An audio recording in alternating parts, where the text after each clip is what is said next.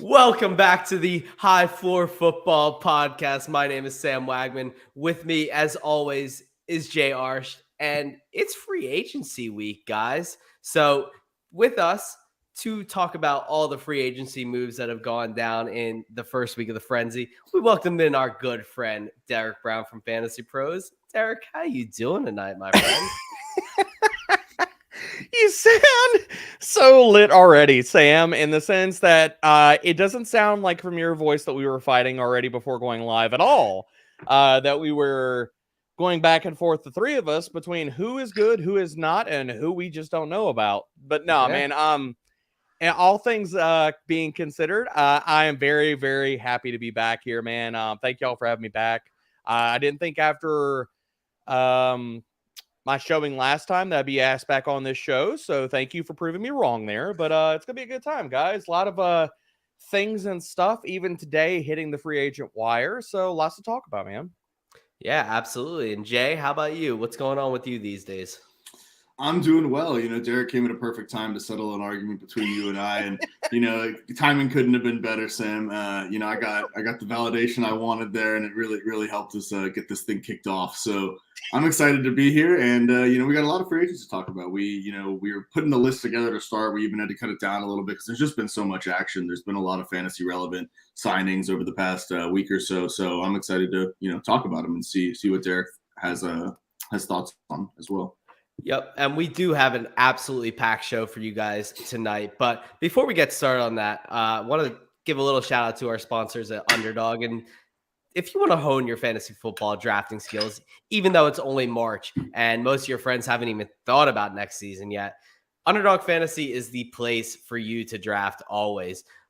You can use our code HFF and get a 100% deposit match on your first deposit up to $100 and go draft yourself not only a little board team for only $3 over at Underdog, but you can draft yourself a big board team as well and win your share of $1 million in the guaranteed prize pool that they have over there at Underdog Fantasy. They got rookies in there. They have everything. And Underdog Fantasy is not only the best place to go for drafting, you also have props. You have a bunch of daily fantasy sports contests. So go on over to Underdog, hop in there, use our code HFF, and sign yourself up today. Now, we got our good friend Toronto Dave in the chat. As always, Dave, thank you. And let's hop right into this free agency class. And, I'd be remiss if I didn't start with the guy who signed the biggest deal in the free agency period for quarterbacks. It's obviously Derek Carr, who signed a 4-year, $150 million deal with $100 million of it guaranteed to the Saints. So in terms of what we think that he can do as a fantasy quarterback, I think we're a little lofty with how we graded him. I think a lot of people had him graded, as a top 10 quarterback last year for fantasy, but obviously was not that great, was the QB 19 in points per game. But what do we think of how he's going to do it this year? Derek, what do you think about Derek Carr going to the Saints? He, well, as a Saints fan, through and through, I saw the signing and my only response was, it was bad. Like I was not enamored to see the Saints sign Derek Carr, especially coming off a putrid season for the Raiders. And look, we could say what we want to about him in Las Vegas last year. I think some of that needs to be put at the feet of Josh McDaniels, who is honestly just a terrible, overrated, freaking fake sharp of a coach. He's basically the new Cliff Kingsbury for me, who will draw a lot of my ire. And basically, I'm just going to shade every single time that I get a chance because I just don't think he's very freaking good.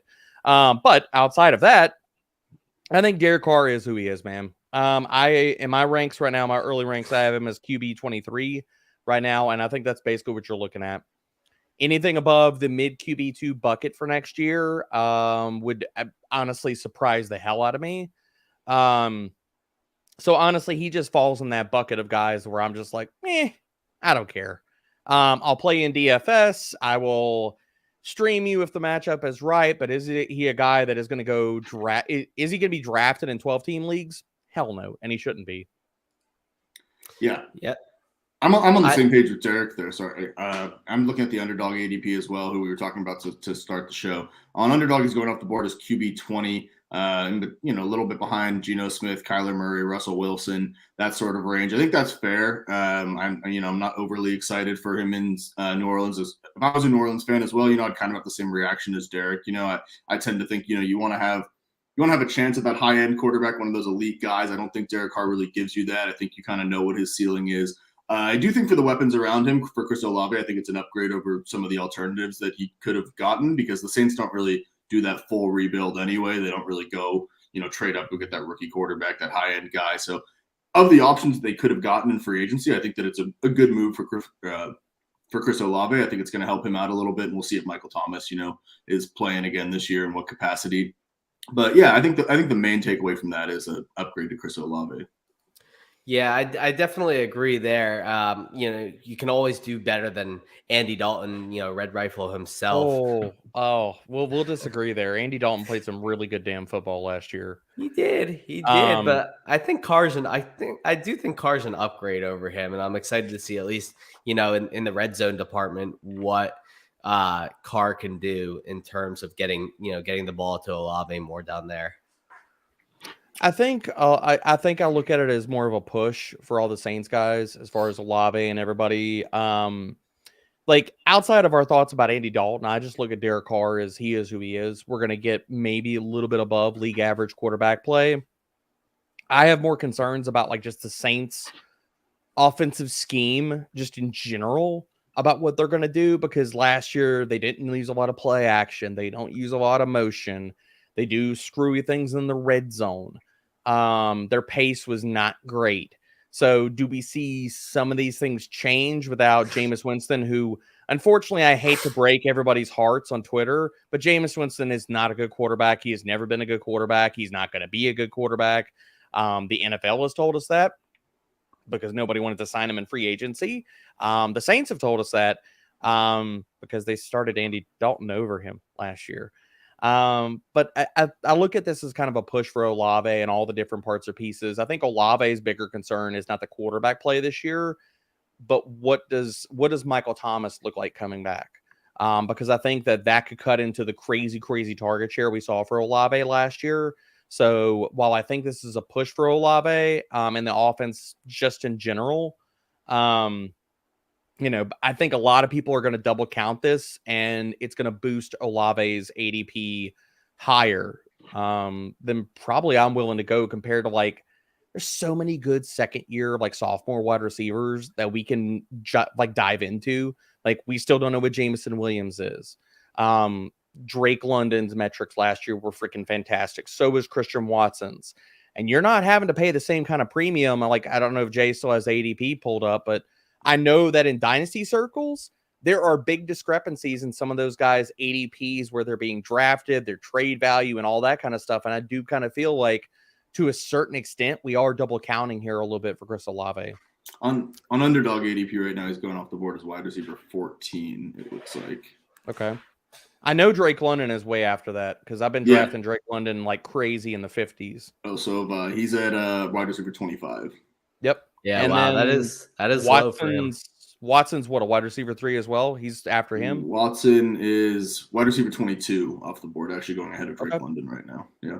I think Jameson Williams is probably a best ball diamond as well. Given that big playability that he commands there as well. So maybe we are overvaluing Olave just a little bit, considering the fact that Derek Carr definitely did show us exactly who he was, the last couple of years. Moving right along, though, Jimmy Garoppolo signed a 3-year, $72 million deal. And in what is clearly, him being a bridge quarterback for the Raiders, in whether they decide to sign or whether they decided to draft a quarterback this year, which seems a little bit more unlikely given the way that draft order has shaken out, or whether they completely sell out for what should be a very good quarterback class next year as well. So in terms of Jimmy Garoppolo, what can we expect from him this year, Derek? I mean, it's Jimmy G. Same thing as Derek Carr, basement level QB2 production. I think you're looking at Jimmy Garoppolo, and even since 2019, he's never finished higher than QB 15 in fantasy points per game. So again, like, is he okay for the Raiders? Sure. I mean, he's going to be what he always has been. He's going to pepper them. I think their offense is going to change a good bit this year, in the sense of, could they go more run heavy? Because even last year, like, their pace kind of slowed down as the season went along. Their passing rates kind of declined a little bit, but they weren't run heavy. They were more of a balanced team, maybe shading towards passing. I think that could kind of tilt, and we could see the Raiders fall into like the middle of like league average passing rate, maybe 16 to 18 in neutral scripts. And for Jimmy, like, we know that he's not going to go deep. Like, that's just not what he does. When he does do it, it's not good. So don't ask him to do it. And Derek Carr threw deep a ton last year. So the ADOT is coming down in this offense, and that's not going to hurt anybody for like Devontae Adams. Devontae Adams is a wide receiver 1, does not matter. And people consider and double count and say, well, yeah, Darren Waller's gone. Well, Darren Waller was hurt for most of last year. And then when he came back, he was marginalized and he only had a 15% target share. So Devontae Adams is going to eat. Now, there is nothing that's going to stop Devontae Adams from eating. It just is what it is. Lock him in. Wide receiver 1, he's top 12. Where you want to sit here and split hairs and put him in there, that's fine. Doesn't matter. But as far as like the secondary options for this passing attack, I think you're going to see a lot more 11 personnel this year. They're going to rotate Hunter Renfrow and Jacoby Myers out of the slot and the outside. Losing Darren Waller, if they retain Foster Moreau, which I honestly don't think they do, because now they're sniffing around the ghost of Austin Hooper, which that's terrible too. I think you're looking at, this is more of probably a good thing for Jimmy Garoppolo landing there, for Hunter Renfrow and Jacoby Myers, because the way that I project this offense to change this year with more 11 is going to put Hunter Renfrow on the field more, because last year Josh McDaniels was just like, look, we're going to run a lot of 12 personnel. Doesn't matter if it marginalizes Hunter Renfrow when he's healthy. Now, like, Derek Carr could use another good wide receiver, and you're starting in 2 wide receiver sets. Freaking Mac Hollins. Come on, man. Like, that's just dumb. It's dumb all the way around. So that's another reason why I cannot stand Josh McDaniels, because he does dumb stuff. But I think they're going to be better this year. Jimmy is going to be what Jimmy is, but looking at this offense as a whole, I might take some shots on Jacoby Myers, because he's never going to leave the field late in drafts. But overall, I just think it's going to be a push. Yeah, I tend to agree. I don't think Jimmy Garoppolo really impacts too much fantasy-wise. I was going to ask, about Devontae Adams, but Derek got there as well. I think that's the thing that people would be most concerned about, or at least, interested in, how Devontae is going to be impacted. I thought this was a pretty big indication for the Raiders that if they don't trade up to number 3, that they're finally kind of accepting the idea that they might be out of that, quarterback market at number 7. They're not going quarterback. I'll double down with you, Jay. They're not going to go quarterback. Yeah. I don't see it happening. I think despite the fact that they were one of the teams to inquire about moving up to number 1. Yeah, they tried to. I think they may try to at number 3. We'll still have to see. But I think Jimmy was a pretty good indication of that they're accepting the fact that he might be the guy for at least this season and into next. And I actually think we're talking about in Dynasty a little bit that Jimmy's a little undervalued there. He's not he's not a game changer. He's not going to blow the roof off anything for you. But in Superflex leagues, I think Jimmy is a little undervalued in terms of how easily you can acquire him as maybe even your QB3. And that people kind of are overlooking what the situation could be. Everyone likes to say they're going to add a quarterback, but like we just said, I mean, the math just doesn't really add up with those top 4 guys probably going off the board before 7, and they're not going to be the only team trying to move up to 3 if they do, in fact, try to do that. So. Well, the other thing too is if you look at how they structured Garoppolo's contract, and I love to look at the structure of these contracts, because all of the stuff that gets thrown out on Twitter and things like that, like, it's a 3-year and $37 million deal. It's like, okay, well, first of all, when the guaranteed money falls off, you can get cut in the NFL. The NFL teams can say, look, bye-bye, we're not paying a penalty, move on from you. So that really, honestly, is what tells you the truth of an NFL contract. Like, could they go out to 3 years and stuff like that? Okay, fine, maybe. But if you look at Garoppolo's contract, so this year he's got obviously they're not going to move on from him for this year, but walking into next year, if they were to cut him, They have almost they would say 9 mil against the cap. The cap number is 28 mil, and the dead money they'd eat is like 18.7. That is a substantial enough number to where you're probably saying, okay, 33-year-old quarterback, if he plays decent, like we're obviously bringing him to play decent. If he does that, they're probably not going to move on from him. Now, if you look at the third year of the deal, that's really where there is no guaranteed salary. There is no anything they're worried about. So this is really a 2-year deal. And I'm pushing back on like them taking a quarterback, Sam, because I know you brought up like they were in, at least in the weeds about moving up to number 1. Everybody and their mama talks about the rookie quarterback deal, the rookie quarterback contract, and we have to accentuate this. We have to take advantage of this. If you're starting Jimmy G for 2 freaking years and you're eating into 2 years of a rookie's deal, they're not going to go with a rookie quarterback because then it doesn't make any damn sense. Like right. I like to invest that type of capital if you're not going to take advantage of the rookie quarterback contract. So I don't see them going that way. Maybe they go that way in the middle rounds. We just had an episode we recorded today for FantasyPros, which actually I think just went live, where we took the bottom 10 teams of the league and said, okay, how do we fix them? I actually gave them Tanner McKee in the 3rd round as opposed to giving them somebody in the top 2 rounds. They could just not go to quarterback, but I think if they go the route of quarterback, it's going to be one of those middle round guys, like a Tanner McKee, a Jake Hayner, somebody like that would fit with a play style that's similar to Jimmy Garoppolo, as well as also take account like into the fact of his contract structure. But I think that this is a team that's going to say, look, we're going to invest the top picks in cornerback, defensive line, defensive tackle, guard, things like that for the win now. Yep, I definitely see that they're kind of selling out to the fact where they are not going to be a heavy competitor this year. They're going to go as far as Jimmy G will take them, and which is not very far. Yeah, and we've seen that from Jimmy G. He'll take you as far as he can take you, which unless those Niners teams were a lot better than this Raiders team.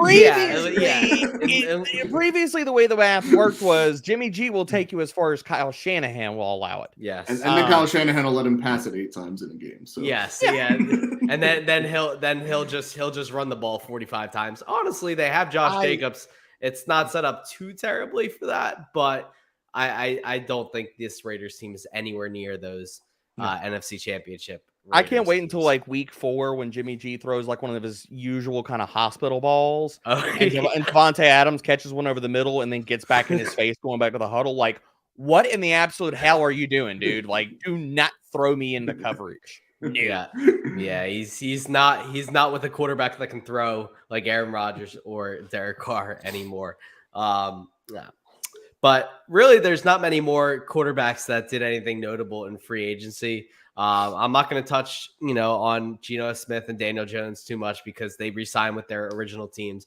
I do want to touch a little bit on Jacoby Brissett, since I think he's the only other player who signed for a contract that figures to be a possibility of a starting position with the Washington Commanders. And it's interesting because we saw 1 week of Sam Howell. And really, other than that, the Commanders haven't really tipped their hand on what they plan to do next. So to you, does Jacoby Brissett figure to be the opening day starter for this football team? I think he will be, because I think Washington just does not have a good answer for the quarterback situation. Like, they are usually too far back to trade up and to really give up that type of equity. They're not willing to do that. Also, they're in flux right now. We'll see what Snyder does, but it sounds like they're moving towards him selling the team. So, is his thoughts or the next owner's thoughts and how they want to run this team and all that kind of stuff. Like, I think this entire coaching staff with a new owner probably is going to just gut the whole entire thing. Fire Rivera, get a new GM, get their head coach in after that, and assuming that they sell. But I think you're looking at Jacoby Brissett probably starts week 1. I am not in on Sam Howell. I've never been in on Sam Howell. Like, do I care about Sam Howell from a best ball perspective and stuff like that late? Sure, I'll take shots just because of the rushing equity and stuff like that. Is he somebody that is actually good and we should be investing in dynasty? Hell no, man. Like, here's the thing. How many years in a row do we have to play this game, guys? Like, how many years in a row does Dynasty GMs have to play this game of saying, okay, the next guy is going to be the guy. Like, this mid-round quarterback is going to emerge and be the guy. Like, we're talking about, because here's the thing. The last 2 or 3 years, tell me if you guys have heard this before. Oh, Davis Mills is going to be a diamond in the rough, baby. He's going to be starting. He played amazing down the stretch. He's the guy, the dark horse guy you should be investing in drafts. Oh, it's Gardner Minshew. Gardner Minshew played extremely well. We should be investing in Gardner Minshew. How many times do we have to do this shit to realize that it's bad bets? They're Derek, bad bets. Do Kyle Trask one time for Sam really quick. Fucking hell. I hate you. Kyle Trask. I hate you. I mean, he's going to have to be the guy, right? Like, that's only Baker Mayfield, right? Like, I mean, come on. He's got to be like a steal, just a smash, a steal in Dynasty right now. Like, super flex. You should just feel like you're stealing right now. Like, damn it, man. Like, it's every year. And here's the thing. And everybody will sit here and try to push back and say, okay, well, Kirk Cousins was a mid-round pick. Okay. Well, Tom Brady, really? If you're starting a sentence with, I'm going to compare any damn quarterback as Tom Brady, you just need to get your freaking head examined, because then you're already starting with really like outlier upon possibly arguably the best quarterback to ever play in the damn NFL. Yes, let's go compare lots of quarterbacks in the middle rounds to Tom Brady. But I mean, like, legit, this is a thing, though, guys. Like, Totally. People want to throw out Dak Prescott, and that's fine. People are not wrong that all of these guys were drafted in the middle rounds, and yes, they became starting quarterbacks, and they're dynasty commodities. They have second contracts. That is all well and good. If you survey every single one of those situations, there are common threads between them, being stable head coaching situation for multiple seasons. These guys have started numerous years, like 2 to 3 years, again, with the same head coach, and they've been able to outplay their draft capital. They've been able to prove to an organization over multiple seasons of a stable situation that they have outplayed their draft capital coming into the NFL. Kirk Cousins happened with him. Dak Prescott had Jason Garrett, happened with him. Tom Brady, blah, there you go. All of those guys, and you can go all the way down the list. Russell Wilson, okay, Pete Carroll. It's tried and true, and I just laid it out. There is not a hard narrative that you have to sit here and craft for yourself to say, okay, Ron Rivera's gone next year. That could easily happen. That's what happened to Gardner Minshew. That's what's happened to Davis Mills. That's what happens to a lot of these guys that are absolute and total fool's gold. So I think it's probably going to be Brissett that's going to be starting under center week 1. Now, does he start the entire year? Probably not. But does that mean that I give 2 shits about what Sam Howell is worth in Dynasty? No. Outside of to say, I will sell. I just sold Sam Howell and 2 first-round picks for Lamar Jackson in the league, so I'm with you, Derek. whatever you can do. Wow, I did a 24 first, a 111, and Sam Howell for Lamar Jackson. Good Lord! I tweeted it out a couple days ago. Jay, you should be arrested. That's it was that's thievery. It was a fun one. But I mean, really, like, I know I went on a long rant, like. I mean, come on, guys. Like, seriously, am I wrong here? No, right. you're not. No, you're absolutely right. And some people need to hear it. You know, it's absolutely right. Sounds like Sam needs to hear it too. Or hey, hold on. I just. I mean, Jay brought it up. I didn't bring it up. I told them on our last Kyle episode. Trask for 3 years. I told them on our last episode the Kyle Trask thing lasted because Sam was trying to talk me into it. I said it lasted from February until March, and it was over. And it lasted a lot longer than I thought it would, to be honest. I would give Sam this. I don't think that Kyle Trask has enough of a draft capital. Maybe you consider and scream a path. Like him going in the 2nd round does matter versus him going in the 3rd or 4th round. I will say that. Fair. But that's if everybody's out on Kyle Trask, then they're just going to turn to the next quarterback du jour and Desmond Ridder, and they'll talk themselves into Desmond Ridder. And I'm like, Desmond Ridder 1 is not good. 2, Desmond Ridder will not be starting for the Atlanta Falcons next season. Book it. Oh, terrific. That allows me to segue into our last quarterback that signed for a starting value, and that is Taylor Heineke himself. Be starting week 1. I mean, I really do think that Taylor Heineke, and I'm currently writing an article for Football Guys analyzing all the free agents at the quarterback position, and I decided to group all the backups into one group and kind of rank them on their startability. I don't think Taylor Heineke falls into the backup category. And despite the Falcons coming out and saying, you know, we're going to commit to Desmond Ridder, we're going to give him all the opportunities to start. Well, I can buy that, and I can buy that he'll have a leg up given that he's the incumbent going into it. I just don't know if it'll stick because I really don't know if we really saw enough from him last year to say that this is the guy that we want throwing the ball to our extremely high value targets in Kyle Pitts and Drake London. And I just think that Taylor Heineke, while he didn't show anything either, is a much more able-bodied player in terms of throwing the football than Desmond Ridder has shown in his short time in the NFL. So I do think that Taylor Heineke is, I agree with you that Taylor Heineke is going to be their week 1 starter, is going to have, you know, really the lion's share of passing body work for this Falcons team. And I'm just glad that you finally agree with me on something. Oh, man. Okay, so yeah, let's get this out there. Taylor Heineke is not good. Correct. And I'm not going to sit here and tell anybody that he is, but I think he's better than Desmond freaking Ridder. Desmond Ridder is just, he's not good, guys. Like, and even if you stack these two guys up and compare the two of them, like Taylor Heineke, his big time throw rate, 3.4%. It's not great. Shit, it's better than Desmond Ridder at 2.5%. Desmond Ridder only had a 68.5% adjusted completion rate. Do you want to know the other quarterbacks that were around that mark last year? Cooper Rush, Baker Mayfield, Marcus Mariota, PJ Walker. These are all world beaters. Oh, and Zach Wilson. The legendary Patrick Mahomes asked Zach Wilson. So, yeah, Desmond Ridder is not good. I'm sorry, people, but he's not.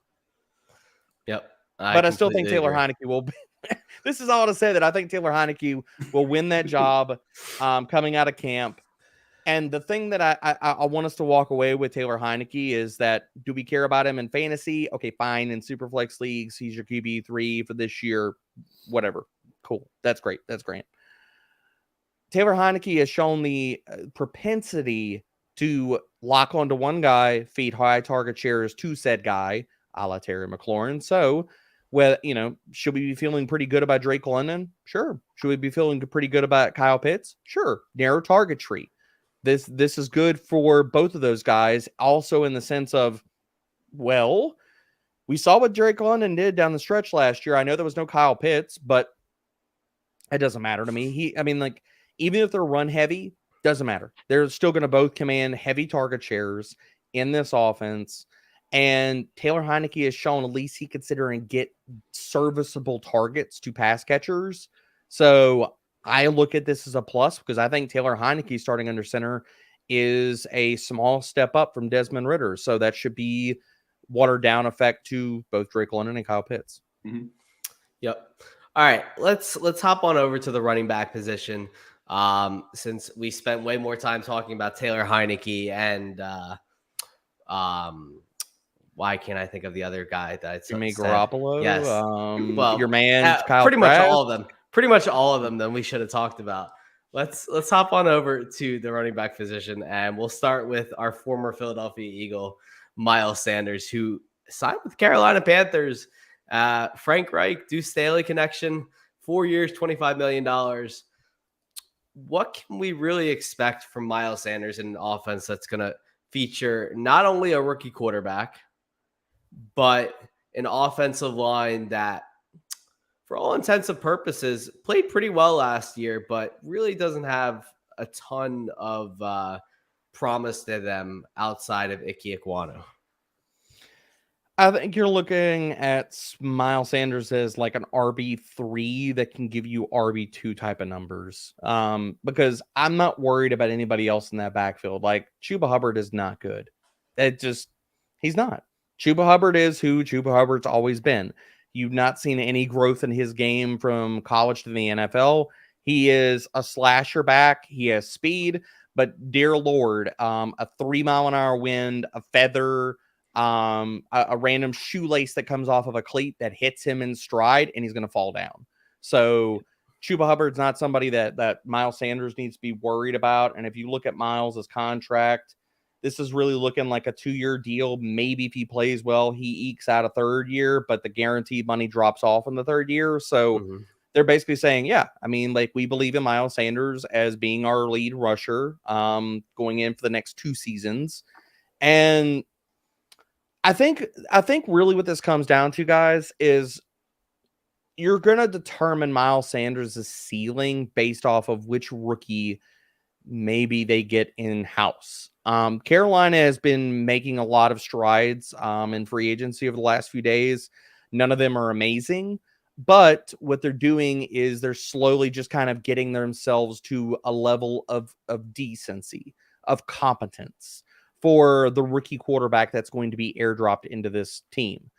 So if Anthony Richardson lands in Carolina, I think I'll feel maybe a little bit better about Miles Sanders' prospects, only because of the ability of a rushing quarterback, how that's going to open up some rushing lanes versus a CJ Stroud. But I mean, really, that's kind of splitting hairs. I think at the totality of it, you're looking at Miles Sanders as RB3 if you're really getting bullish about him, low end RB2. Yeah, I think with Sanders, you just have to be prepared for the fact that he is pretty much a one-dimensional player at this point in his career. Absolutely. And he's shown that he has trouble staying healthy at times. Shown to be pretty much a 0 in the passing game at this point, which, considering his rookie season, is pretty much kind of astonishing to me at this point. I mean, whatever we saw out of his rookie season, and it's like he went into that offseason and said, I'm going to learn how to forget. I'm going to forget how to catch the football. Like, we have never seen that ever materialize again. I mean, again, like, I think that the most comforting thing for Miles Sanders is the fact that he is on a depth chart with Chuba Hubbard, Raheem Blackshear, and Spencer Brown. So I don't think any of those schmoes are taking work away from Miles Sanders. No. Yeah, I agree with all that, and especially what Derek said about if they add Anthony Richardson instead of a CJ Stroud. Because I think as Eagles fans, we saw it too. I mean, it wasn't really a big surprise. It wasn't a surprise at all that Miles Sanders didn't come back as much as he was lobbying for the Eagles to re-sign him. We were all, kind of under the impression he was going to leave. And as good of a year as he had last year, if you're, watching all these games, especially, like I said, from the lens of an Eagles fan, you're happy for Miles Sanders, but it wasn't necessarily him that was creating all these, big runs and creating all those opportunities in the red zone. The Eagles were in the red zone all the time, and Miles Sanders was a product of that. And he's a home run hitter. He can hit a lane when it's wide open, and he can create a big play. But he's kind of been a guy who's struggled to create on his own. And in the passing game, exactly what we said. The second half of his rookie season, it looked like he was going to be a full, 3-down type of talent, and that really faded. And the Eagles showed that with the other guys that they just kind of inserted into that passing game. Miles Sanders never played on third down anymore, and he wasn't really utilized in the passing game. So it'll be interesting to see, like Derek said, what Carolina does if they add another body, because right now the only real benefit is the depth chart. So Yep. Moving right along, we can go to David Montgomery next, who signed a 3-year, $18 million contract with the Lions to basically step into the Jamal Williams role. But I have my own opinions on David Montgomery. I think Jay knows exactly how I feel about David Montgomery. But Derek, what do you think about David Montgomery stepping into this role?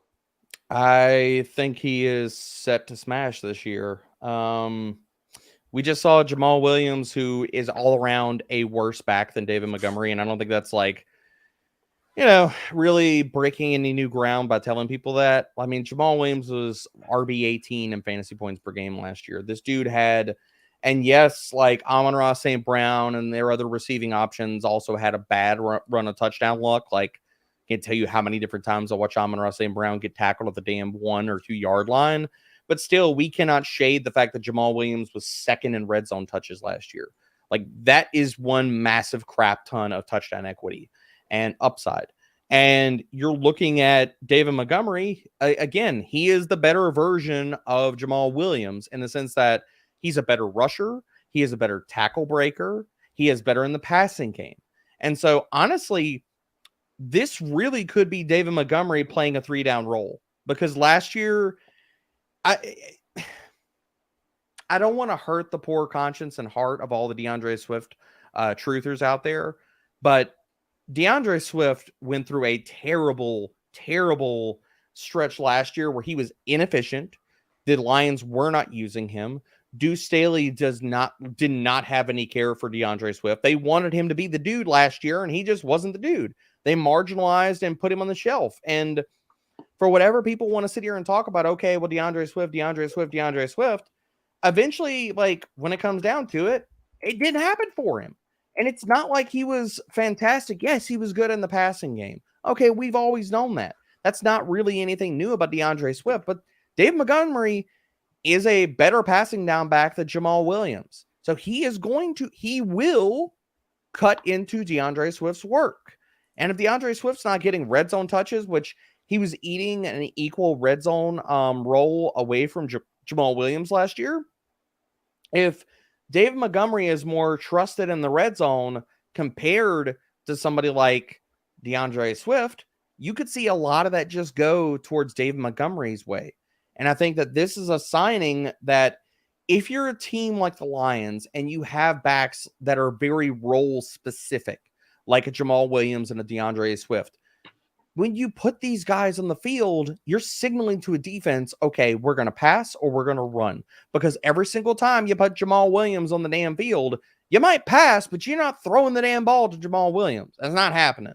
And 9 times out of 10, when he's on the field, you're going to run the ball. As opposed to DeAndre Swift, well, we know that you probably don't trust DeAndre Swift to give him the ball on the ground. You showed that all year. But you can have the ability to be multiple with David Montgomery on the field. And I think that, plus his abilities in the passing game, are going to really hurt DeAndre Swift and give David Montgomery maybe the upside to be a full 3-down bell cow in this offense.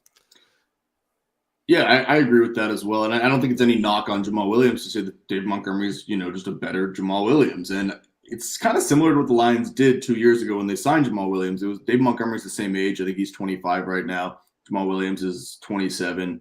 So they kind of went for a younger version, a more versatile version of what Jamal Williams was. And what I want to ask, Derek, is just to go back to Underdog right now, because we're in March right now. People are doing these Underdog drafts. DeAndre Swift's going off the board as RB18, where David Montgomery's RB28.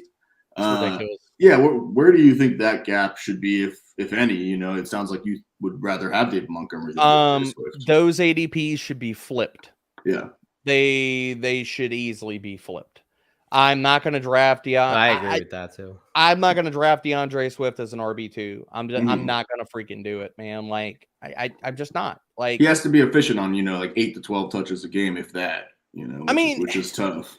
If you're looking at like DeAndre Swift, and I want to go back but I wanted to pull up the numbers for this before I start spouting things off here. And looking at his per game numbers, and really where you're looking at a decent yards after contact per attempt for players is probably 3.0 is going to put you somewhere sneaking around top 25-ish. The number of games where DeAndre Swift had over 3 yards after contact per attempt, I can count on one hand. 1, 2, 3. The entire season.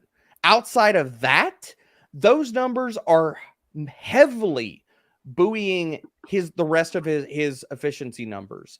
Outside of that, the number of games where he was below 2, and if you look at guys below 2, like it's really bad, guys. Like the number. Okay, let me just throw out for some context here.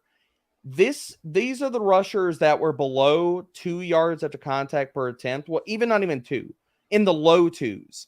Leonard Fournette, Chase Edmonds, Jerick McKinnon, Deion Jackson last year. Okay, that's your guys that were hovering around the 2 range. The number of games where DeAndre Swift did not even crest 2.2 yards after contact per attempt. 1, 2, 3, 4, 5, 6, 7, 8 games. 8 games last year. He's not as good as everybody thinks he is. He is a one-trick pony that cannot stay healthy. And this entire coaching staff has screamed to people over the last 2 seasons that we try to make this dude the dude, and he didn't do it. Yeah. So we're moving on. DeAndre Swift should not be drafted as a top 24 running back. That's what I was going to say. It seems like one of the biggest discrepancies between what we as fantasy players want him to be versus what the team has told us. I mean, their quote, Dan Campbell's quote this offseason saying we're gonna try and start things over with DeAndre Swift. Wasn't so encouraging, and then going and signing a younger, probably more productive back to bring in there. So, yeah. And it wouldn't shock me if he was traded by the trade deadline either. Yeah, wouldn't shock me if they offload him. I wouldn't be shocked either. Yeah, third or a fourth. I mean, it depends on if they would have to get compensation back for him to really to kind of turn their hand to move him. Because after him, I don't think they brought Justin Jackson back. They brought back Craig Reynolds. They re-signed Craig Reynolds, but after that, they've got Jermar Jefferson. So I really think you're probably going to look at Swift stays on the roster, but after this, I think this is the last year of his rookie deal. I have to go double check that, but I'm almost positive of that. I think you're right. They're not going to sit there and re-sign him. Yeah, he was 2020. So yeah, that does make sense. Yep. Yeah. So that's that. We touched on Jamal Williams, basically being like the a little bit of the older version of David Montgomery. I think he kind of fits, kind of that thumper role, that Mark Ingram role in New Orleans, to where they'll use him around the goal line. They'll use him short yardage. They're probably expecting Alvin Kamara to be suspended, but does he even sniff last year's numbers in Detroit? Or no, he's not going to sniff last year's numbers. Is that like a pipe dream that he even hits, 8 or 9 at that point? I mean, it's a pipe dream. I mean, Jamal Williams, the way that I'll look at him right now, again, he's an RB3. Is where he falls in at. And honestly, I know it sounds like I'm really not that high on Jamal Williams, but Jamal Williams, if you're drafting early best ball teams, he's a fantastic 0 RB candidate. There's 2 or 3 guys right now that and this probably parallels into one of the next guys we'll bring up here, so I'll just bring up his name too. But if you're hammering early best ball drafts right now, I want to soak up all the Jamal Williams and the Samaje Perine that I can, because once we get closer to camp and the Kamara thing becomes official, Jamal Williams ADP is going to go up. Once we get any further stuff about Javonte Williams not practicing, the worries about him, Samaje Perine's ADP is going to go up. Both of those guys are fantastic 0 RB candidates right now. Am I in love with either one of them? No. Am I going to draft either one of them aggressively in early best balls or when we get around to redraft season? No. Do they fit 0 RB builds to a T? You damn right. Yeah, absolutely. And I guess we'll just hop into Samaje Perine right now.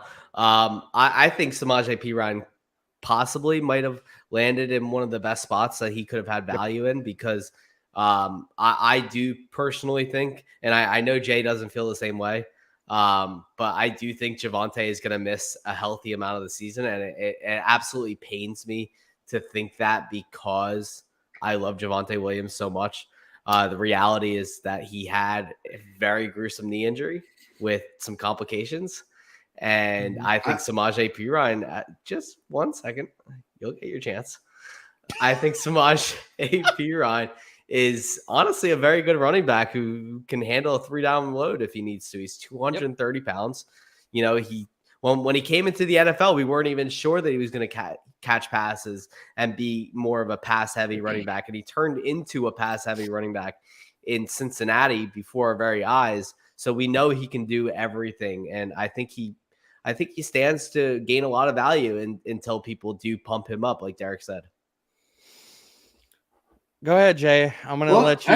You need to push back. No, go ahead. I need to hear you push back. I think there was a misunderstanding here. Is why I was, having a tough time holding back. I don't think Javonte Williams won't miss a significant amount of time. I was a little questionable of the source that Sam was telling me it came from. I was just saying, I feel like, sometimes he's exaggerated how bad things can be. Sometimes I'm not going to, say a name of a source because it's not important to do that. But I just thought that, it was a little exaggerated the first time that I saw it. I do think, though, I pay attention to what's going on. Signing Samaje Perine, I thought was a semi-indication of it might be worse than I initially thought, and I have no problems taking a step back on that if it is. You're a big Javonte Williams fan, Sam. I think more so than I am. I think he's a very good player. I think he's awesome. I thought he was going for a ridiculous amount in dynasty leagues last year, and I wouldn't have ever really paid that price for any running back in that sense. But he's a great player, and it was sad to see him go down. It's sad to see that it's probably going to leak into this season as well. And I thought Samaje Perine was a indication of that. I agree with Derek saying that Jamal Williams, Samaje Perine, good best ball running backs, guys that are going to be able to help you through the beginning of the season. I was a little skeptical of how much time Javonte was going to miss, but as we've kind of, gone week by week and the reports keep coming and they are signing running backs that could step into that role, I don't necessarily disagree. So I didn't want to be misquoted there, but I don't necessarily disagree with that. So I think Samaje Perine is somebody who's going to help people out. I probably won't have as much of him, just to be honest, because I don't think I'm as high on him as other people are. But I think he will have a role early in the season. It looks like that. What's his underdog ADP though? Like, what are we talking about? It's low. As high as other people it's are. Low. I know that's what I'm trying to get you to, Jay. Like, it's RB46, so that's low. It's around Dante Foreman. I mean, also Damian when Harris. You add into the I would take underdog, Damian Harris, the wide receiver thirst that everybody feels like they're dehydrating. Pat Crane, I'll put this off on you, man. That. I mean, this is also because I was doing drafts. He's going in the 140s. So we're looking at a 12th round pick here. Like, that's free money, dude. Like, oh, totally. I've been doing a ton of the early best ball drafts. I did a ridiculous amount of them last year as well. there are guys around that range that I'm taking over him. I mean, I'm taking Damian Harris. I take Dante Foreman. I would even take, Raheem Mostert, who just signed. He's right behind Samaje Perine. I think those guys are all in a similar class, a similar tier, but I just prefer those running backs. I don't think Denver's, maybe done adding another running back as well. If this Javonte Williams thing is as bad as it could be, and this RB class is as deep as it is, I don't think that's the end all be all. And you're right. It's free money taking him in that range, but I think some of the other free running backs in that range I prefer, if that's fair to say. I like Samaje Perine a lot. I mean, I screamed every single week when I wrote up the primer that Joe Mixon was god awful and Samaje Perine was outplaying him. And just to throw this out there real fast for people listening at home, Samaje Perine, amongst all running backs with at least, I don't want to misquote this, at least 100 rushing attempts last year, was 18th in yards after contact per attempt, right behind Jonathan Taylor and Kenneth Walker. So if anybody's telling you that Samaje Perine is bad at football and he's overrated, they are looking at the wrong details. Yeah. So I like Perine a good bit. I would not say that, but it will segue us into, another one of these guys, Damian Harris, who just signed today with Buffalo. What are your thoughts on that? Because I thought that was a pretty good landing spot for him. The James Cook season lasted for a couple of hours as well, where everyone, Devin Singletary signs, James Cook season, and then I got Harris came right got my Undertaker meme in for James Cook season. What are your thoughts on him going to Buffalo? So what if I were to tell you that makes me want to draft James Cook even more? I wouldn't fault you for that either. I think it's one of those situations where they're going to play completely different roles. Yeah. So I do too. Absolutely. It doesn't, different role. It doesn't really impact if that's all we know we're going who Damian to do. Harris is. We know who Damian Harris is at this point, and we know totally. kind of know what the Bills want to do with James Cook from how they deployed him. Your hope for Damian Harris, and I mean the tip-top hope for Damian Harris is that he is this year's Jamal Williams. That's what you're hoping. Mm-hmm. And that's a tough bet to make because of what Buffalo has done with their backfields just in general over the past few seasons. Who Damian Harris is as a player, we know that he's going to be a zero in the passing game. That is tried and true. That is going to happen. He is not going to play passing down snaps. Why I'm more interested in James Cook, first of all, his ADP is going to drop. People are going to say the Damian Harris thing, and they're going to say, okay, well, James Cook is not going to get goal line work and all this other kind of stuff. Okay, that's great and grand. James Cook was honestly one of the most efficient running backs in the freaking NFL last year. Like, his numbers were stupid good. If you look at his yards after contact per attempt, like, they weren't fantastic, but he was near the top in most. I got to see where he was. Oh, he was first in breakaway run rate last year. So the big plays are going to happen. He was also where was he at? 19th in PFF's elusive rating. So if people are going to discount James Cook because of this news about Damian Harris, then fine. I'm just going to sit here and draft some more James Cook. I think he's the better player in that backfield in a offense that we think is still going to have a top 12 neutral script passing rate. Yeah, I want the passing down back. I don't want the early down guy in that instance. So, like, does he fit some best ball builds if you're going to go that way? Like 0 RB, like in the same ilk of a Jamal Williams and Samaje Perine? Sure, that's fine. You want to draft him in that type of essence? I have no issue with that. But am I going to go out and trade for Damian Harris in a dynasty league? No. I sure as hell will trade for James Cook if I can get him off of this news, though. Sure, I really like that take on it, to be honest, and I agree with you. I think his ADP will drop. My reference to the James Cook season was more that, there is such a deep running back class this year in free agency and the rookie class that every time one of these, it was kind of more to your point as well. Every time one of these running backs gets added to a team, it happened with Devin Singletary as well, who I'm sure we'll talk about in a second with Dameon Pierce. These things we kind of know are going to happen, whether it's more of the mismatch or the mix and match of where they're going to go and what teams they're going to end up on. But we all knew that most of these backfields are going to be shared in one way or another. Yep. And looking at it like that is really the smart way to look at it, because Damian Harris should not really impact what James Cook does, and James Cook doesn't really impact what Damian Harris does. They play different roles in a shared backfield, and most backfields are going to be shared now anyway. Well, I think the other positive for James Cook in this instance is that the signing of Damian Harris tells you, okay, Buffalo's probably not going to invest high draft capital in another running back, considering they went second round with James Cook last year. So you're looking at Damian Harris as the James Cook meat shield. Like he just took Buffalo out of drafting a guy probably second, maybe third round. And so if they bring in a day 3 guy, like they're probably going to draft a guy. Yeah, they probably will, because they only right now on the roster, all they have is James Cook, Damian Harris, and Nyheim Hines. So yeah, do they probably bring in another guy on day 3, like in the 4th or 5th round? Sure. Yeah. Is that going to be somebody that's really going to take the high value touches away from James Cook? No. Does that maybe hurt Damian Harris? Sure.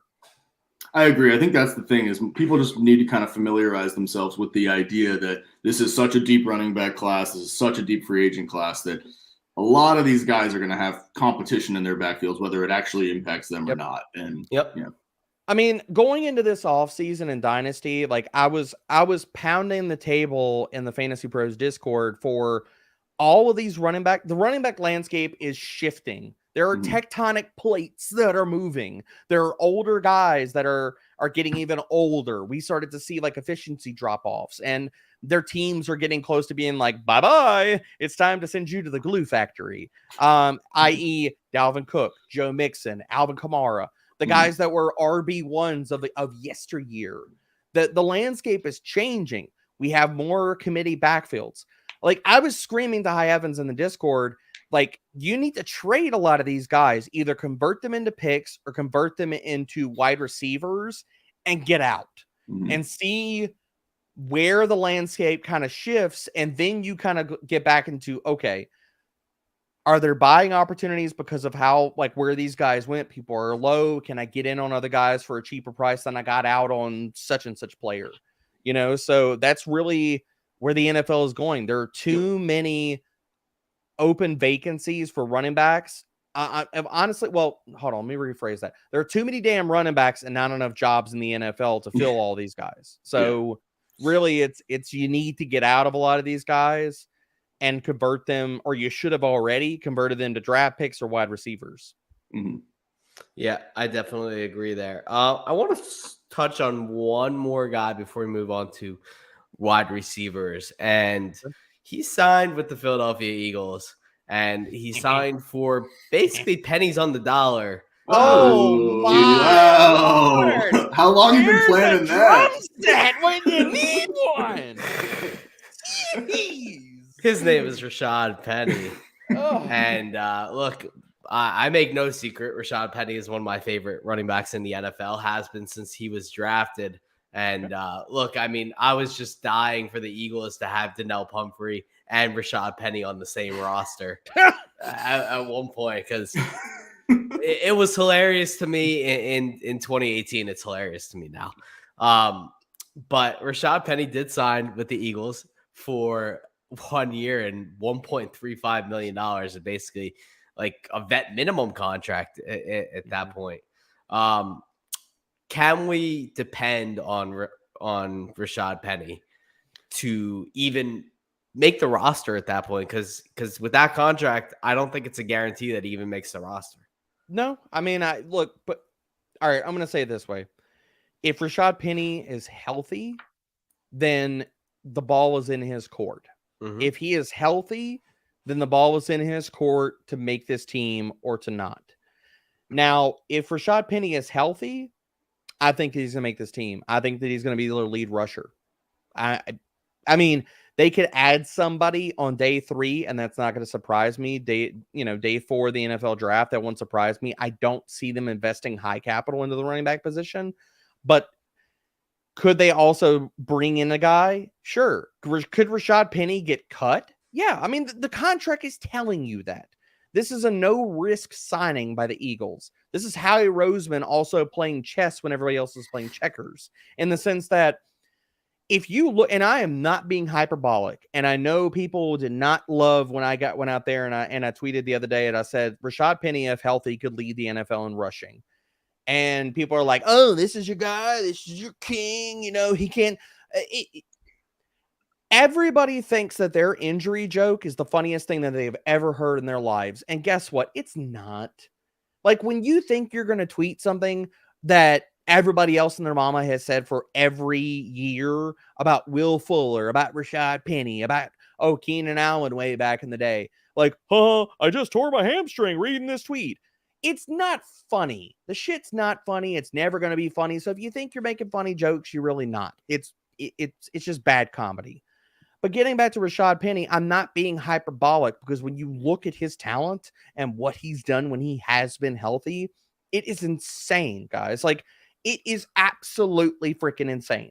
Rashad Penny, if you go all the way back to 2006, he is the only running back in the NFL to ever walk out of a season since 2006 with 4.5 yards after contact per attempt or higher for all running backs with 100 or more rushing attempts. The only guy. And even if you go back to last year, before he got hurt, in the sample size of people that would have qualified in when he was healthy, he was 4.23 yards after contact per attempt. That is insane efficiency. And to give context, because I know people don't stare at these numbers all day, every day like I do, but that is above Nick Chubb type of efficiency. That is insane. That is even better than Derrick Henry on a per carry basis over the last few seasons. That's how damn good Rashad Penny is. So if he's healthy, yes, I think that he is a screaming draft guy. Like, even if you look at just what he's done when he has been healthy outside of those efficiency metrics, over the last 7 games that Rashad Penny has played over 50% of the snaps, he's been the RB 10 or higher 6 times. He's that damn good. It just comes down to health. Mm-hmm. And at the price of, RB4, RB3, because Jay, I'm sure you've got the Underdog ADP. Where's he going at in drafts right now? Still in the 1 teens, I think. Yeah, RB37, 117 overall. He's in a bucket where basically you're paying for the downside of him getting hurt, but just the upside of him smashing is not equated into that price. Yep. So yes, give me all the damn Rashad Penny.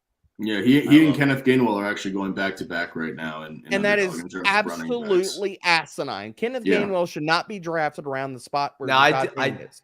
I do still think that the Gainwell steam is, from a month plus of sure, yeah, the Eagles saying they would depend on them. So because if they don't, if Rashad Penny, for instance, 200-pound running back, he's not going to garner enough touches to be a consistent fantasy producer. I'm sorry. Kenneth Gainwell their hive needs to get exterminated. Yeah, exactly what we were talking about. If Rashad Penny doesn't make the roster, if Rashad Penny doesn't stay healthy, there will be another guy taking the Rashad Penny role or the Miles Sanders it will role not be or Kenny whatever Gainwell. it was, and it will not be Kenny Gainwell. Yeah, yeah. How he loves to add guys that are 6 foot, 220 pounds. He loves guys in that kind of mold that are thumpers, that are thunder to the lightning. That Kenny Gainwell and Boston Scott provide this team. I would almost be shocked if the Eagles don't use one of those 5th round picks on another running back like they did with Kenneth Gainwell when Kenneth Gainwell came out. It was a guy who everybody thought was going to go a lot higher. He lasted until around the 5th round, and the Eagles took him there. I got to see how many draft picks they have right now. They're a little a few thirds, like a few comp thirds for 2024. They don't have any comps. They have 12 draft picks in 2024. But okay, this year 2 firsts, a second, a third, and 2 sevenths. I honestly think that I would be surprised if they stay in the 3rd and draft a guy. That screams like a spot where they probably, unless there's somebody high on their board that's available in the 3rd round, I bet you money that the Philadelphia Eagles probably trade back. Yeah, I think they're going to trade back from 10. And a 5th or a 4th and a 6th or something like that. Exactly. I think they're going to trade back from 10 even. Maybe. They're going to be moving around to collect those later picks in my mind. So I don't think Howie intends to make either of those. If Will Levis falls down the draft board, like I'm kind of projecting that he does, you could see a team trade up to 10 and take him. Yeah. I think that the Eagle Howie does not want to stay at 10 and 30. No. I think he wants to move around there, move down, collect some more. Offseason, like the hard part about doing all these early mocks is that free agency kind of like kiboshes a lot of what you're writing in real time. It's like all the holes that we were like, okay, Javon Hargrave and Fletcher Cox are going to be free agents. Okay, well, Hargrave, yes. Fletcher Cox is back. Well, they need an edge. They bring Brandon Graham back. Well, they need a cornerback. Oh, holy shit. They brought Bradbury and Slay back. It was for Eagles fans this past Jason week or Kelce so. Comes back.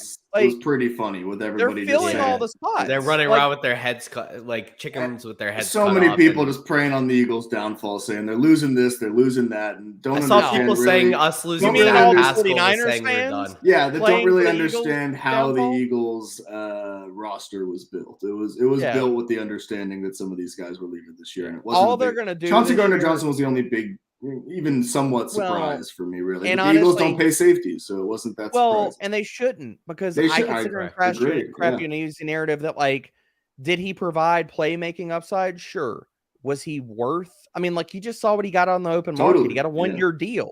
Like, so, I mean, the market's telling you that he wasn't worth big bucks. Mm-hmm. The Eagles are telling you, okay, like, we weren't going to pay him a ton of money. So the Eagles actually offered him a 3-year deal with two years of a guarantee. Yeah, he overestimated that. It's hilarious. He should fire he should have taken it, and they probably pulled the damn deal whenever they went back to Darius Slay. Correct. And they said, "Fine, you don't want the money? Shit, we'll just give it to Darius Slay." Mm-hmm. Yeah, absolutely.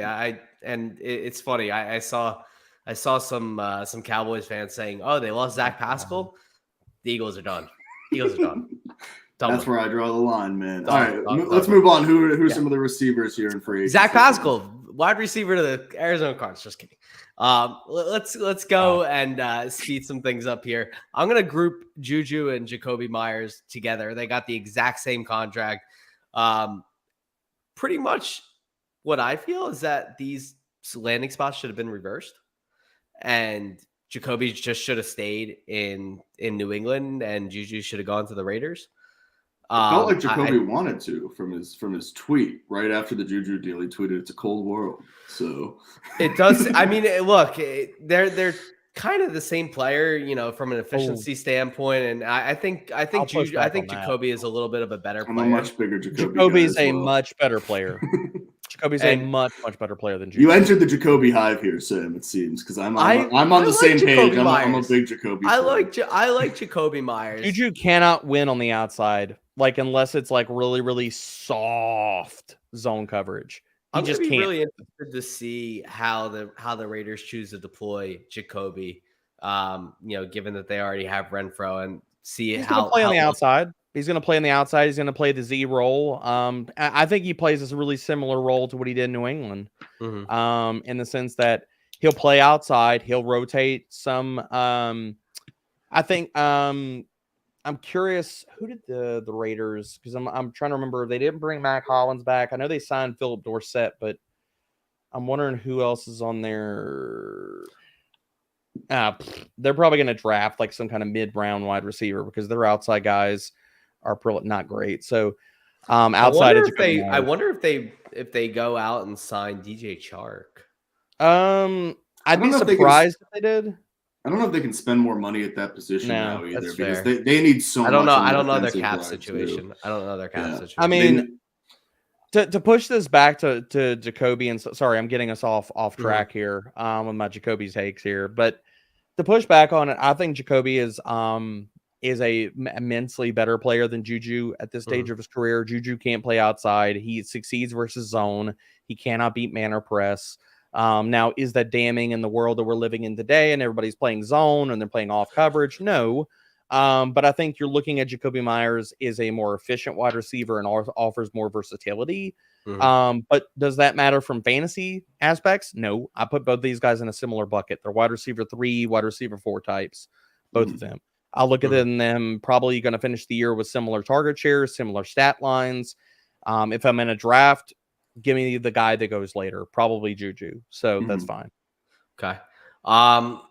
In the interest of time, I don't think we can really say much about Allen Lazard yet until we find out exactly whether Aaron Rodgers is choosing to sign with them. I do think his value takes a bit of a hit long as whether the Jets choose to pay what it costs to acquire Rodgers. And also who goes back to Green Bay in the trade to acquire Rodgers is also fair. which is why I'm choosing to leave. Which is why I'm choosing to leave Lazard out of this for now. We just could have tied a bow on Lazard and just said, does it really matter for fantasy? Like, I don't think it does. I think does it? I tried. I agree. I'm not a huge Lazard guy either, but the contract was Sam. What did you say he's getting paid? $11 million. Yeah, that was the only for that was 4 the years. Part. For 4 years, that's that was the interesting part of it for sure. But I kind of agree that he's not real world beater. I personally think the 4 year. I personally think the 4 year contract is more proof that Rodgers went there because it could gets more of a lengthier, gives Rodgers more of a reason to stay. Yeah, and what you were alluding to, I mean, if Elijah Moore does go back in that package to get Rodgers, then and Rodgers ends up in New York, which it seems like he will. Then and now looking at matters a little more. When these guys sign initially, we don't have the figures and stuff, and to see how these things are structured, this is really just a 2-year deal. Yeah. Like the dead cat, like they could cut him into the 3rd year of this deal. They could cut him and save $6 million against the cap. This is really just that's all this is. This is a 2-year deal. And if they keep him past that, then fine. Yep. Yeah. I think that is, we'll see. We'll see what happens when Rodgers goes there and we can come back and focus on that. Then I do want to touch on this Adam Thielen deal since, it just happened the other night, and it was intriguing to me because, one, a 3-year deal represents them thinking that Adam Thielen still has something left, something that I don't think he does after watching him last year. It shows that the Panthers think he has something left, to be something other than a wide receiver 4, borderline flex option, because he really didn't show that he could separate last year. Last year was a really rough year for him. He really benefited from teams that were just throwing double coverage on Justin Jefferson all the time. And I'm not really sure that he's more than a 40 catch, 700-yard guy anymore. He'll work some in the red zone, but I'm not really sure that he can do much anymore. And I'm wondering if either of you have anything to disagree with me there. Nope. And this, looking at the contract language, it's a 2-year deal. No, Adam Thielen is toast. His metrics have been screaming that he's slowing down for multiple years. The red zone stuff kept him alive as from a fantasy perspective. But as far as can he draw targets? Can he earn targets? What's his touchdown expectancy and upside in this offense? I mean, it's just you build and people push back. Like I tweeted it out last year and I said, I will not draft Robert Woods. last year. And people said, well, at a certain price, everybody becomes a value, right? And I'm like, no. You don't have to throw shade at just- me here. I mean, They could just, I didn't know I was throwing shade at you, Sam, but I mean, pull out the sunglasses or, the tanning lamp, whatever you need, bud. I mean, I I'm just definitely going to need throw the it out tanning there. lamp. Like, the whole argument that at some point everybody becomes a value is bad in the sense of there are some guys that should belong on a do not draft list that you're like, they're inefficient. They're not going to draw high targets. Even at their best range of outcomes, they're probably going to be a wide receiver 4. Well, nobody who gives a shit about that. Like they grow on trees.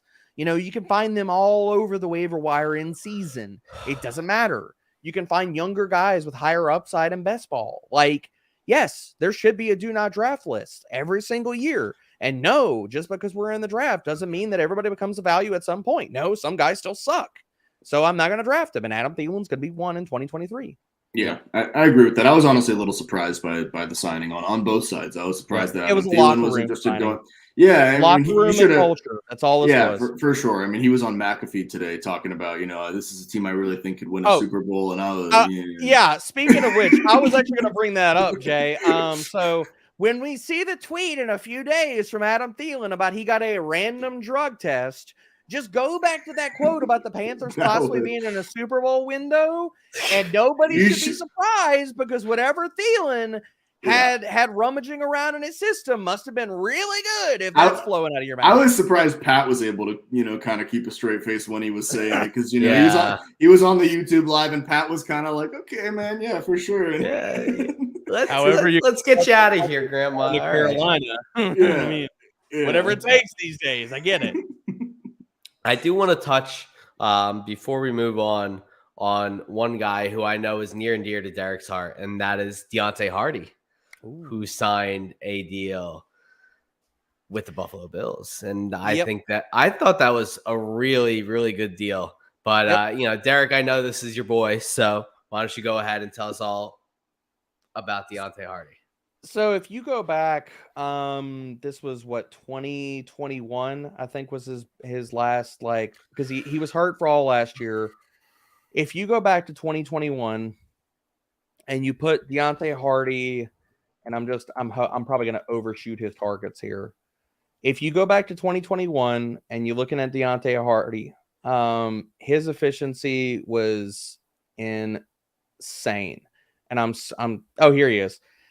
The only amongst the wide receivers with at least 50 targets, here are the players that finished above Deontay Hardy in yards per route run. Cooper Kupp, he's pretty good. Deebo Samuel, pretty good. Devontae Adams, he's all right. Antonio Brown, still good. AJ Brown, very good. That's the end of the list. That's it. Deontay Hardy is very, very talented, man. And them bringing him into Buffalo, I think that you are looking at a guy for all the hopes that we had for Isaiah McKenzie last year, could never establish himself as being a full-time player in this offense. He basically just kept making mistakes, man. Like the Buffalo Bills went through a stretch where they tried to they were trending his snaps up. They were trending his playing time up. And then he'd do something dumb like fumble the damn ball or something like that. And then the next week, you see, 35% of routes per drop back. Okay, he's back in the doghouse. And he gets cut this offseason. Him and Khalil Shakir are free money assets to invest in one of the best offenses in football. And if one of these guys takes over that full-time slot role, you're going to sit here and be access to spike weeks. And we've seen this. We already know what this looks like, guys. Like, we've seen Cole Beasley do it. We've seen Isaiah McKenzie have spike weeks. Shit, we've seen Khalil Shakir have spike weeks whenever he was running as the full-time starter, or at least close to it. So you're looking at Hardy, and I'm not telling you to go out there and invest him in dynasty leagues. Like, if you got him, hold him. I'm not telling you to trade for the guy unless you can just get him as a free throw-in and a deal. Fine. But this is a guy that, honestly, he's put up the efficiency stats in 2021. So we know that he is hashtag good at football. And that we know that the Buffalo Bills are going to go out and score one metric shit ton of points next year. So for what you're going to sit here and have to pay for him or Khalil Shakir in drafts at the screaming price of free 99, yeah, I'll invest in both of them. Love it. Love it. Look, as we go to tight end, I really don't have much to say about this group. It's a borderline terrible group at the position. Dalton Schultz did sign tonight, but man, was that sad. underwhelming? You know, a year, $9 million is just not really what we thought he was going to see, and I'm surprised at the Chargers for just everything we've seen from them and their front office of grabbing free agents. I thought they would be a very attractive spot for Dalton Schultz to land. I was surprised that he didn't land with the Chargers. I think the Chargers could draft one of these tight ends, maybe even with that first round pick. I think there's a good chance that they could take a Kincaid or take Meyer there as well, because I think that would really be a huge piece in their offense. So I agree with you. They definitely needed to upgrade that tight end position, but I think they might just do it in the draft with a strong draft class.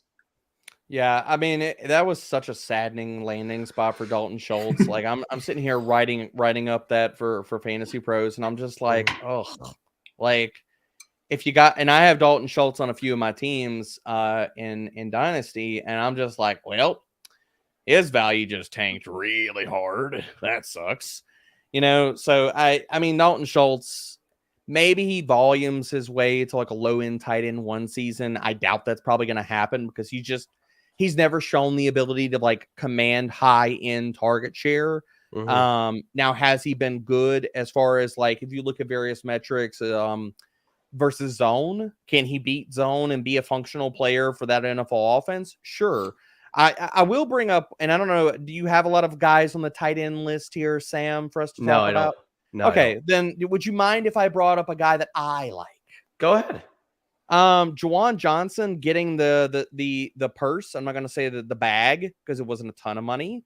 The clutch, if you will, from the Saints, I think is very notable. I really like him, and this is not me drawing like poor parallels of Twitter and saying he could be the Darren Waller this year. Like, no. But what I think Juwan Johnson, if you're looking for a guy to step up as the number 2 target in this offense with what we're assuming is going to be at least average quarterback play, can he repeat what he did last year and score, like have a healthy role in the red zone and honestly command maybe more targets this year and be maybe a low end tight end one? Possibly, man. Like Juwan Johnson was somebody like, if you looked at, so week 11 on really where he kind of hit his stride, and I'm just picking week 11. I probably could go back even farther and flesh this out, but it's a decent enough sample size. We're looking at his final 6 games. This guy was 4th in yards per route run amongst tight ends with 20 or more targets. He was 7th in PFF receiving grade. And so he's always had the talent. He's basically what we look for in late round tight end flyers, like checking the boxes. Okay, can he earn targets? Yes. Has he shown that he has a red zone role? Yes. Is he uber athletic? Yes. Another box checked. So this is the guy, if you're looking for late round tight end options or a guy on your dynasty squad of saying, who can I go get as a throw in for a trade and say, okay, maybe he gives me low end tight end 1 production for the year. And unless you're starting the Travis Kelce's of the world in dynasty and in fantasy or Mark Andrews and stuff like that, once you get outside that elite tier, really you're just looking, can I get top 12 production out of a guy? Juwan Johnson checks all those different boxes that we're looking for. Yeah, and just to add on to that point for you as well, on Underdog ADP right now, he's going as tight end 17, right behind Taysom Hill. Taysom Hill's going ahead of Juwan Johnson. And I actually saw that recently just because I'm pretty, active in the best ball streets. And I saw Taysom Hill going ahead of Juwan Johnson, which really was a big surprise to me. So, and they say there's no edges in best ball. Yeah, man. I do like Juwan. I do like Juwan Johnson. Was great to see him kind of do his mini breakout last year. Jay, what do you got into? One small tight end, or just one small piece of a tight end I wanted to ask about was Mike Gesicki. I was kind of expecting him to sign somewhere else, a little more desirable than ending up in New England. I was just in a recent startup. I got Gesicki as, one of my tight ends in a tight end premium league, and I was optimistic he would land somewhere a little bit more exciting. But, there are the narratives about Bill O'Brien being back in New England and how he's utilized tight ends in the past. I know. But what do you think about Gesicki going forward? Because it seems like he was completely misused in Miami since, Mike McDaniel got there and, wasn't too great before, but he was at least a little bit more productive than we saw last season. Do you think it's kind of over for Mike Gesicki there? I think it's over this season. Yeah. I want no part of Mike Gesicki. He's not going to be a full, like, what people should be going towards as far as if you're looking for targets late in either dynasty startups or redraft, you're looking for guys that are going to, first of all, play a lot of snaps. Like, just by the sheer number of routes per dropback, that's what I care about. And I would be shocked if Mike Gesicki eclipses 50% this year. I would be shocked if he's running a route on more than 50% of Mac Jones dropbacks this year. Mm-hmm. So I don't think that he's going to be a full-time player. I don't think he's going to be close to a full-time player. And in that essence, he's already checked off off my draft list. Mm-hmm. So, and this is not like, I don't have any problems with his talent. Like, the kid can play. He just can't block worth a shit. So, like, if you're going to use him in anything besides a big slot role and really commit to that, then he's not going to be fantasy viable. And we saw that last year. Like, he's just not going to play enough snaps to be fantasy viable. So, no, I mean, if you got Mike Gesicki in Dynasty, what you're hoping is that he somehow lands into a spot next year. This year is a wash, and honestly, he's probably just, I mean, I'm not going to tell anybody to drop him because the high-end talent and athleticism is there. So if he were to somehow backflip into a situation where, passing attack is bad or a team is going to utilize him in that type of role, sure. Can he produce? Absolutely. I mean, he's shown us that he can do that with multiple top 12 seasons. But considering the situation he finds himself in right now, I have zero interest in Mike Gesicki. Unfortunately, I totally agree with you. And the startup happened, during free agency. So it was, hoping that he lands somewhere. Yeah. I mean, I would have loved if Gesicki landed, honestly, in somewhere like Carolina instead, where Hayden Hurst did, which, wasn't great, but it would have been a lot better situation for him. So, yeah, I was a little bummed to see him go to New England, too. Wanted to just get your thoughts on it. Yep. Yeah.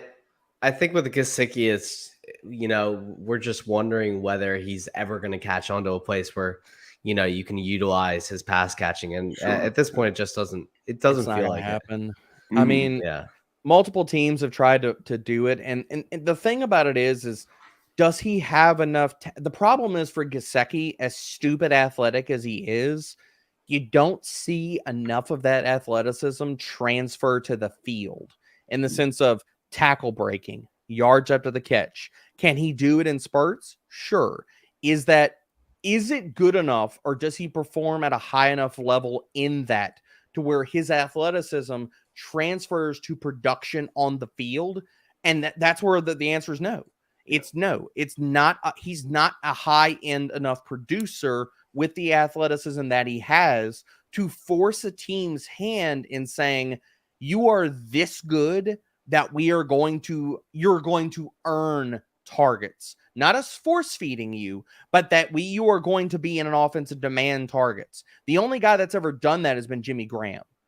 And so really that's what it comes down to Mike Gesicki. He's stupid athletic enough to play that type of role, but not good enough to where his athleticism transfers to where he is going to force an offense or a quarterback to feed him targets and force an offense to sit here and say, okay, here you're going to play a stupid high amount of snaps because you're just that good, and we're going to build an offense around you.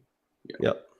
Yeah, but I mean that's an exhaustive list of players we just went over, and honestly, it's tough to get excited about a lot of these guys. It just I don't know about you guys. Didn't feel like a lot of the free agency buzz that we typically get. A lot of these guys did not sign to places that got us very excited. outside of some of the running backs? I think that you're going to have a lot more dominoes in the draft, and then probably in some subsequent weeks to fall that are going to be more exciting than what we saw in free agency. Like, I still think that we're probably going to see Mike Evans moved. I will not be shocked by that. DeAndre Hopkins probably gets traded to somewhere. Whenever Arizona can get off their idea that he's worth a draft pick that he is not worth, considering he's an expensive 30-year-old wide receiver. He's not going to sit there and get you a second-round pick. I'm sorry, Arizona, but you're pipe dreaming. So I think we're still going to get some dominoes to fall that are going to be a little more exciting than what we've gotten so far. So I don't disagree, Sam. Yeah. But I mean that's it for what we got here on High Floor Football tonight. Derek, I want to thank you again for coming on and gracing us with your presence for the last near 90 minutes. Always a pleasure talking to you, my friend. Why don't you let everyone know where they can find you and find all your good words. I love your superlatives, Sam, and I can't help but laugh because it still astounds me that anybody gives a shit what I say about football to this day. So I appreciate the kind words, man. And yeah, it's obviously just it's a joy to sit here and do these shows with you. You and Jay, I think both y'all are fantastic. Always bring the heat every time I'm on the show with y'all. So thank y'all for having me again, man. And yeah, I mean, all the things are at Fantasy Pros. I'm on the podcast, the main show and the Dynasty show. Boggs, Mr. Patrick Fitzmaurice and I just finished a 3-round Superflex mock draft that is up right now. So that podcast is live. You can find it on the YouTube as well. And if you're in the YouTube streets, we have tons of content coming up, both short videos, long form content. We got some mock drafts that are out there. And like if you're a DGen like Jay and I, and you are in the best ball streets, Sam, I don't want to put words in your mouth because you haven't said it on the show yet. So I don't want to sit here and, plant that flag in your front yard. But if you're doing these best ball drafts right now, our best ball guide is live. So head to the site, fantasypros.com. You can find it on the homepage. Our Dynasty Draft Kit is also live. We are continuing to still fill that thing up with a mountain of content. My primers are all live in that draft kit. So quarterback, running back, wide receiver, tight end. My colleague Thor Nystrom is coming out with his positional primers. He has already got quarterbacks and running backs for the rookies already out. Wide receiver and tight end are set to drop. And these things is just, it's a stupid amount of content, man. And like if you were getting caught up from NFL and off season, and you're like, I don't know anything about college football. I don't know these guys, but damn it, I need to get ready for my dynasty rookie drafts, or I'm getting ready for a startup. You got to check out all this content, man. It's fantastic. Yep. And I know that people don't love to buy like, okay, it's a paywall and stuff. Our prices, you will enter your dynasty startup, your best ball. These things pay for themselves. You take down one of your dynasty leagues in the first year, you win a best ball contest with them and your buddies. It's literally paying the cost that you invested in all of this content. And I'm telling you, it's going to be worth the price.